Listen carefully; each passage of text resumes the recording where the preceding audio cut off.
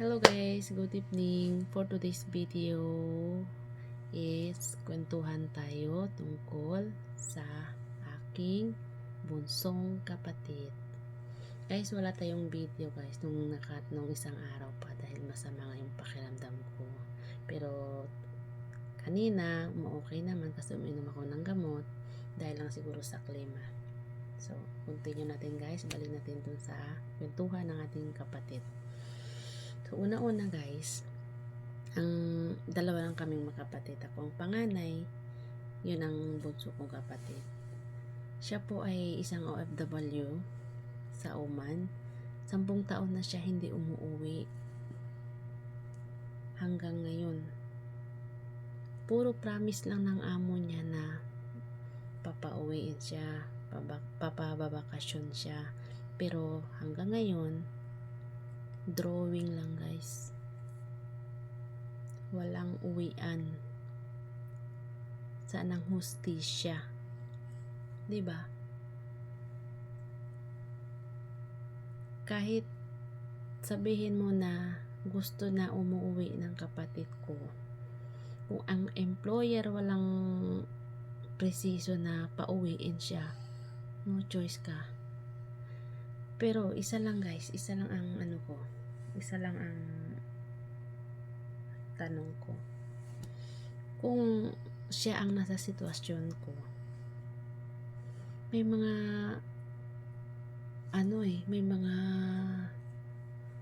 may embassy tayo may otoridad tayo sa Pilipinas.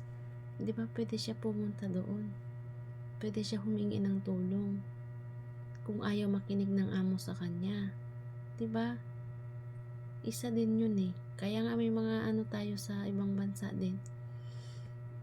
Mga OFW, in case na may mga problema or in case of emergency, may matakbuhan nga sila.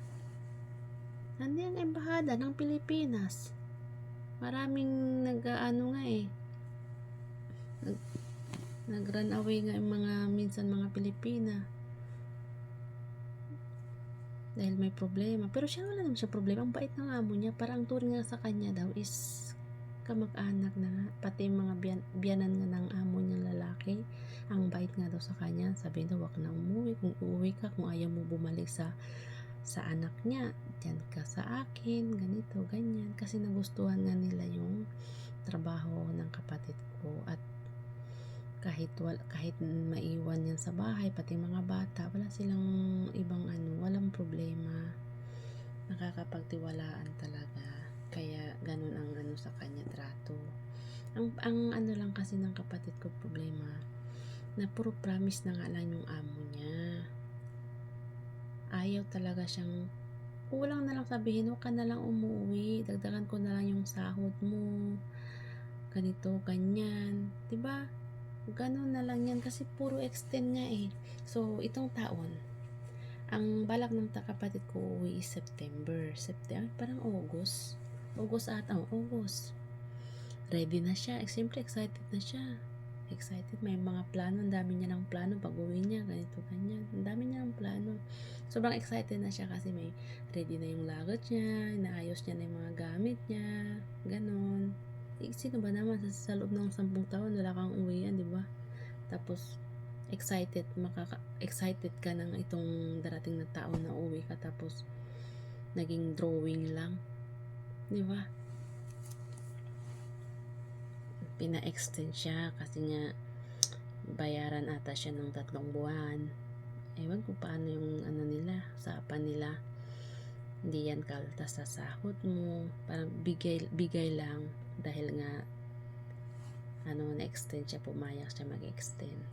So ngayon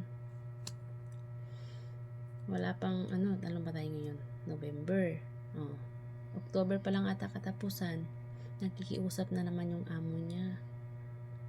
Kasi may na naman sila, may usapan na naman na parang may something na naman na parang dagdagan ba yung sahod or ba?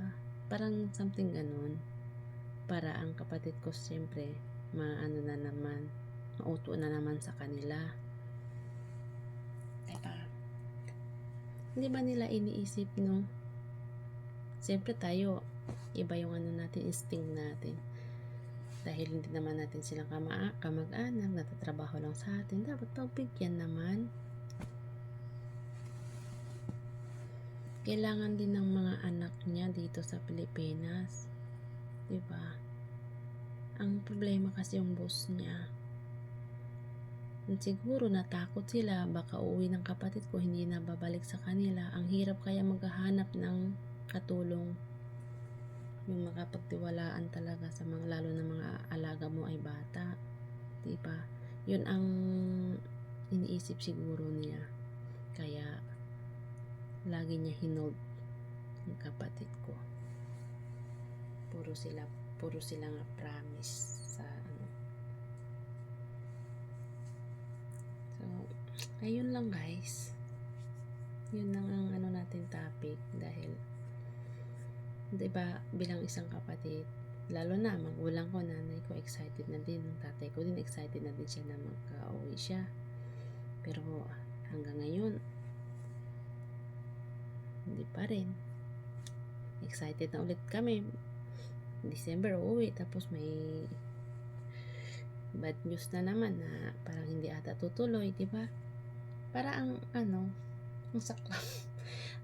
Isipin na parang ang iniisip mo na lang, baka niloloko lang siya ng amo niya.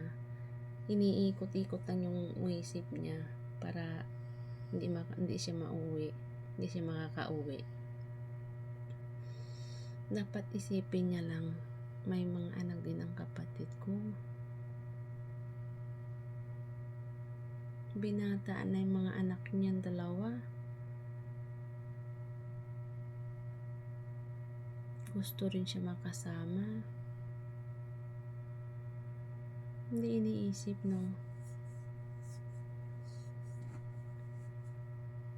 Nadala na daw din yung amo nung unang katulong na hindi ata maganda yung trabaho, ewan. Ito lang talagang kapatid ko na nagtagal sa kanila. So, pati yung anak niya na bunso ngayon, yung alaga niya, 3 years old. Sa kanya talaga yan, since birth. Kahit saan daw siya maglaba, maglilinis, maghugas ng plato, nakabuntot lagi sa kanya. Pag wala siya sa tabi, nahanap siya. Kahit andyan yung nanay, ayaw magano sa nanay.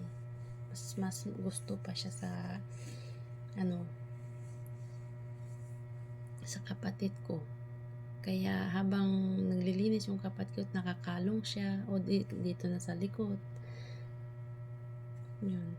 May nagsend nga sa akin ng video ng clip ng ang kapatid ko habang nagwawalis siya sa carpet.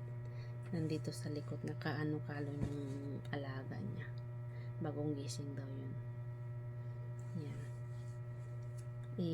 I-ano ko yan dito, i-attach ko yan dito sa video. Panoorin nyo. Ganyan kahirap sa ibang bansa. Hindi basta-basta maghanap ng pera. Diba? Ako, danas ko yan. 5 taon ako sa ibang bansa. Hindi masarap maging isang OFW. Homesick. Isa din yan. Kung makasakit ka, walang sinong mag-alaga, sarili mo lang.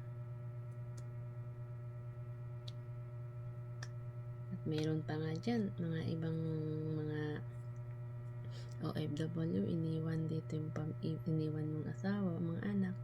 Ang asawa nagloko. Diba? Akala nila siguro ang sarap ng buhay, guys.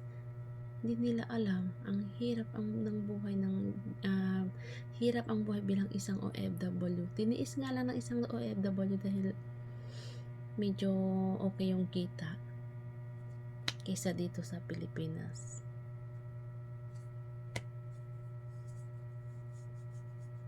Yun lang. Relate yan, mga kababayan natin na OFW, relate yan, ganyan. Alam nila yan eh. Tiniis ang trabaho para sa pamilya, para maibuhay lang yung pamilya. Mayroon talaga pamilya na hindi tapat. Kung hindi nagloko dun sa ibang bansa, yung asawa naman dito sa Pilipinas. Ganyan lang, di ba? So, ayan lang guys. Hanggang dito lang ang ating kwentuhan guys. See you on the next video. God bless.